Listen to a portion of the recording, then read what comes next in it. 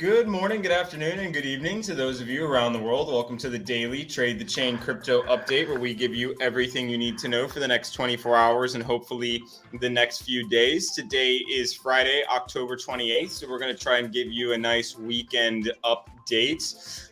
The best place to start is explaining what happened yesterday into the close and obviously into today's trading session. And the two main bodies of evidence here are Amazon and Apple.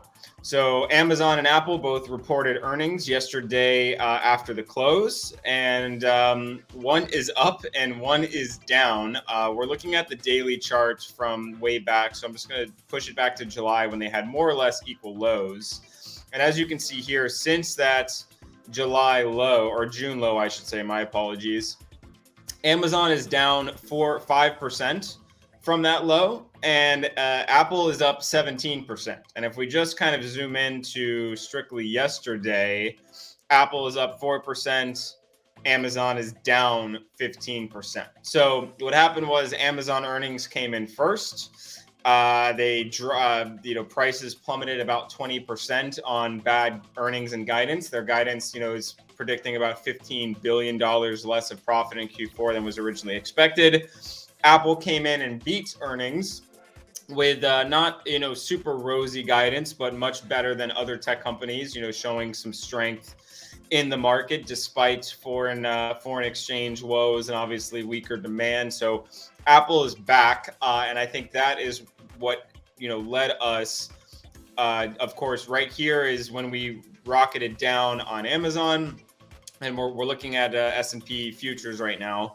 And then, of course, Apple reported earnings about 30 minutes after the close yesterday. And then we immediately spiked back up, met the lows more or less, and have been on a massively bullish trajectory ever since very early this morning, right around 8 p.m. Eastern. But we were obviously bullish since midnight. So equities futures look pretty solid, as we can see right here. That 3830 number was a big number that we wanted to break above, and we are above it. We have not confirmed above it. The market still has about a little over 2 hours left until the close for the week. Of course, futures will go on for several more hours. So we have futures until about, I believe, 5 or 6 p.m. Eastern.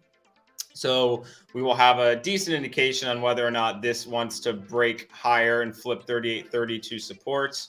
If it does, of course, our next targets are, up here with this conglomerate of POCs right around 3900, 3920.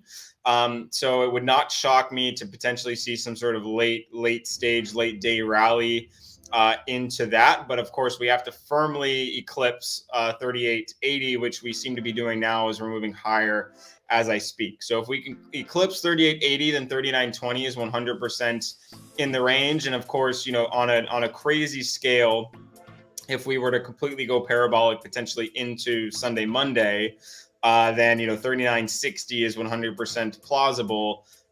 Given, just where we previously, looking at resistance levels of where we previously traded. So flip 3880, we've got a lot of room up higher. And as you can see, a lot of this liquidity is sitting in that above 3920. So that's definitely going to be, something that market makers eye. And then, of course, if we end up falling below 3880, then we definitely want to catch here at 3840.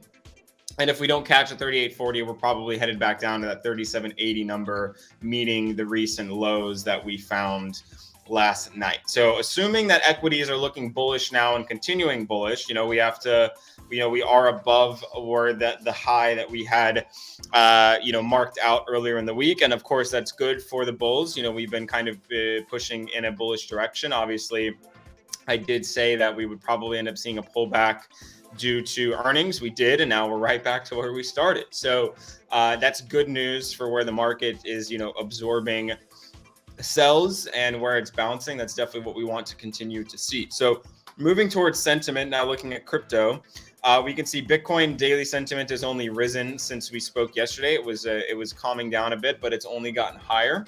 And now, I'm sorry, I'm getting a call. Now we are in Now we're looking at Ethereum, and bullet, sentiment did not continue higher, as did Bitcoin, but we are bouncing off of that 50 level, which is exactly what we want to see for bullish continuation into the weekend. So obviously, if sentiment can stay positive for Bitcoin and Ethereum, we could have a good weekend, especially if equities close positive. This is not novel news, but definitely something that we've been hopeful towards. Trading volume still high on Bitcoin, same with tweet volume, and we have of course, higher trading volume on ETH and higher tweet volume on ETH, both very positive. Looking at Bitcoin, we are sitting around 20.6. So of course, our previous resistance is more or less 29. We spiked above it, but did not close above it. So we definitely want to see it break above that.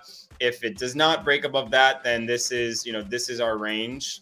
Potentially for the weekend, which would be the lows here. So it's about between 20K and 20.9K could potentially be our range.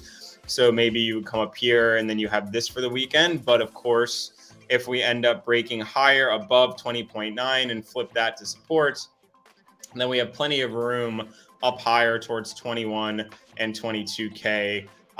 Let's zoom out a little bit as well and recapture some higher targets. So, the most obvious levels to me, the first one being 21.3. I have a feeling that if we end up getting there, though, that would probably be a good slice through opportunity. But of course, we flip 29, you head up to 21.3. Then we've got, actually, we can just extend this out because this was actually pretty important resistance multiple times. And so this is 21.9. And then we have this POC right here, which is 22.3. And then, of course, we have this high right here, which is 22.8. So, I don't think that this is going to all happen in one foul swoop, but we have seen the parabolic nature of crypto take hold, especially in low volume events or low volume time periods, which do happen on the weekend. So if you flip 20.9, 20.3, you flip 21.3, then you have 21.9. If you flip 21.9, then you're hanging out in 22, 23K, which is where I would expect some serious volatility and things to eventually roll over. So if things do not close well for equities, then I assume we're probably headed back lower and we're ranging for Bitcoin. If things do end up closing well for equities, then we're probably moving back higher. And on a smaller note, we really do want to flip that 20.6 to have continuation at this level. So if we can flip that 20.6K level right here, near the top of that previous range, then we have a good chance of continuation. So I'm just going to go ahead and draw this line here. Would like to see a bounce right here for Bitcoin. And we'll probably be looking at identical for Ethereum. So looking at Ethereum, very similarly, we're sitting in this range. I think Ethereum is sitting in personally a better range. It does look a bit stronger. This would be support here. So 1450 supports. And then, of course, we have 1480 supports, which is where we bounced last night. And then we have, of course, the potential range. So if we end up falling back here, you want to see it bounce at 1500. Continue higher, and if we can break 1580, then that is the number that we want to continue higher. If we cannot, then we're likely stuck in the range, and obviously you have your support at 1450 and 1480. And then zooming out for ETH for the weekend is we have the ever important key levels, of course, where we're sitting now. Then we have this POC here, which acts as resistance multiple times. That is about 1660. And then, of course, we have this level here, which was both resistance and support. So that is about 1710.